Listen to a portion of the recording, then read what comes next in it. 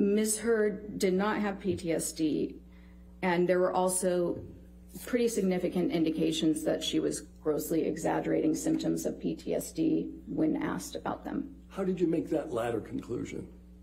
So one of the strengths of this test, as I mentioned, the important thing about any test used when you're doing an evaluation in forensics is to make sure that the person is responding accurately.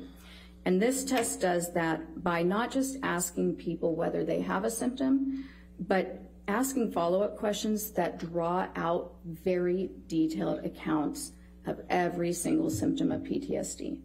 And when you're really familiar with this disorder, which you need to be to administer this test, there are nuances in the way a person will describe their symptoms that have been shown repeatedly to indicate exaggeration or faking. There are also indications when somebody is clearly giving you a genuine response. What, if any, symptoms of PTSD did you observe in Ms. Heard? So there are 20 kind of core symptoms that somebody can manifest with PTSD. You don't have to have all of them. Ms. Heard initially said that she had, in the first question, you say, do you ever have this, before you get to the more nuanced follow-up questions. When I asked that first question on each item, she initially said, yes, I have that, to 19 of the 20 symptoms. That's not typical even of somebody with the most disabling form of PTSD. When we eventually sort of dialed it down, she had 3 remaining symptoms. And having symptoms of any disorder is common for all of us. Some of us struggle with sleep. Some of us get anxious. It could be several different disorders. It could just be that you have this struggle in your life. But she had 3 specific symptoms that I scored as present. Off the top of my head, I might miss one, but one was sleep disturbance. So she reported that she has frequent nightmares.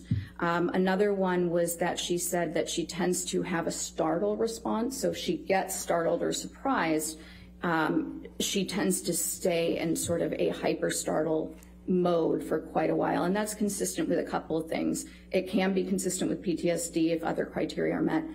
It's also consistent with childhood complex trauma, which is something that can occur when your brain is forming. If you constantly feel unsafe, if your parents are abusive, or if they're not present, if you're neglected, you can develop certain physiological responses that can stay for a long time in your life.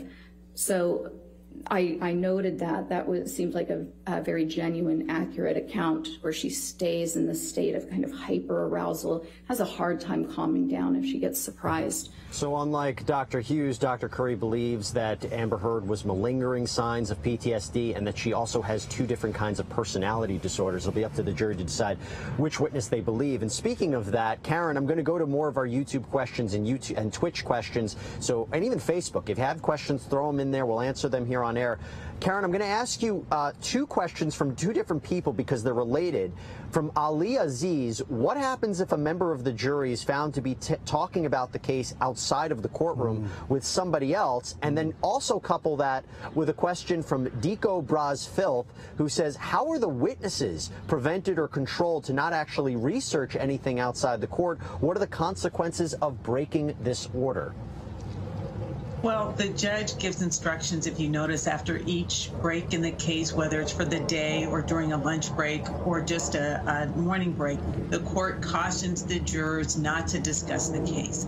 And so it's a constant reminder that this is how the case is supposed to go, and please abide by those rules, because that's what the agreement was when you were sworn as jurors. And so the consequences can be and are often dismissal from the jury, and depending on how egregious the error is, meaning if there's a discussion, for example, with one of the court staff beyond how is your day going or something like that, well, each case will be evaluated based on a case-by-case basis. But the most probably egregious part would be something of a fine or something more significant, but most probably just being dismissed from the jury. These are really good questions. So again, keep them coming here on YouTube and Twitch and Facebook. Gene, I'm going to ask you one. Right. This is from Hello 1212. Hello, 1212. What would you start with if you were questioning Amber Heard? What would be the most damaging questions? I assume that this is if you're cross-examining Amber Heard. Right.